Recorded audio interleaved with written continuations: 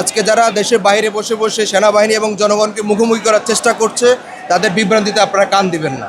এবং আমরা বিশ্বাস করি যে বাংলাদেশ সেনাবাহিনীর এক্স ফোর্সেসের অ্যাসোসিয়েশনের সদস্য হিসাবে আমরা বিশ্বাস করি সেনাবাহিনী এবং জনগণ একই কাতারে কাজ করবে। আজকে আমরা এক্স ফোর্স অ্যাসোসিয়েশনের পক্ষ থেকে বাংলাদেশের সাবেক সেনাপ্রধান জেনারেল জিয়াউর রহমানের সহধর্মিণী দেশনেত্রী এবং আপসীর নেত্রী বেগম খালেদা জিয়ার কবর জিয়ারাতে এবং ওনার কবরে পুষ্পস্তবক অর্পণ করতে এসেছি। আমরা বিশ্বাস করি যে একজন সেনা পরিবারের সদস্য হিসাবে উনি সাবেক সেনাপ্রধানের সহধর্মিণী, সেই জন্য আমরা এক্স ফোর্স অ্যাসোসিয়েশন আজকে ওনার কবরে পুষ্পস্তবক অর্পণ করতে এসেছি। আমরা বিশ্বাস করি যে বাংলাদেশে ওনার এই শোককে আমরা শক্তিতে পরিণত করে দেশবাসী ঐক্যবদ্ধ হবে এবং দেশবাসীর বাংলাদেশের প্রতিটি রাজনৈতিক নেতাকর্মীর কাছে একটি মেসেজে যাবে যে এই ক্ষমতা চিরদিনে থাকে না, এই ক্ষমতা টেম্পোরারি। এজন্য আমাদের প্রত্যেকটা রাজনীতিবিদদের উদ্দেশ্যে বলতে চাই যে আপনারা দেশের সার্বভৌমত্ব রক্ষায় এবং দেশের কল্যাণে আপনারা কাজ করে যান। আমরা বিশ্বাস করি যে আমাদের রাজনীতি হবে আমাদের দেশপ্রেম, আমাদের সার্বভৌমত্ব রক্ষায় এবং আমাদের প্রতিবেশীর সাথে ডিপ্লোম্যাটিক সুসম্পর্ক থাকবে। আমরা আর মনোবল হতে হয় স্পার্টির। জেরুজালেম 25 বছরের পথ চলায় নিরাপদে রাখার প্রত্যয়ে।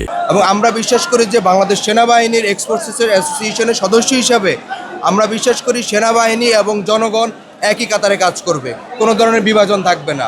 আজকে যারা দেশের বাইরে বসে বসে সেনাবাহিনী এবং জনগণকে মুখোমুখি করার চেষ্টা করছে তাদের বিভ্রান্তিতে আপনারা কান দিবেন না, কারণ আপনারা ভালো করেই জানেন যে তারা এই দেশে কোনো দিন আসবে না। এবং এই দেশ রক্ষার জন্য আমাদের সার্বভৌমত্বের প্রতীক আমাদের বাংলাদেশ সেনাবাহিনী সেজন্য কাজ করে যাচ্ছে এবং আগামী ইলেকশনে ইনশাল্লাহ একটি সুস্থ সুন্দর নির্বাচন, গ্রহণযোগ্য নির্বাচন দিবে। এবং সেই জন্য আমাদের মাননীয় সেনাবাহিনী প্রধান উনি নিরলসভাবে কাজ করে যাচ্ছেন এবং আমরা বিশ্বাস করি সেনাবাহিনী এবং সিভিল অ্যাডমিনিস্ট্রেশন একই কাতারে থাকবে এবং একইভাবে কাজ করে যাবে এবং অবাধ, গ্রহণযোগ্য এবং সুষ্ঠু ইলেকশন দিবে।